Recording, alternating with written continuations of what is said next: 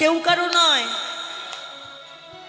পুত্র কন্যা স্বামী স্ত্রী দুদিনের ভালোবাসা, স্বার্থ আছে ভালোবাসা আছে, স্বার্থ শেষ ভালোবাসাও শেষ।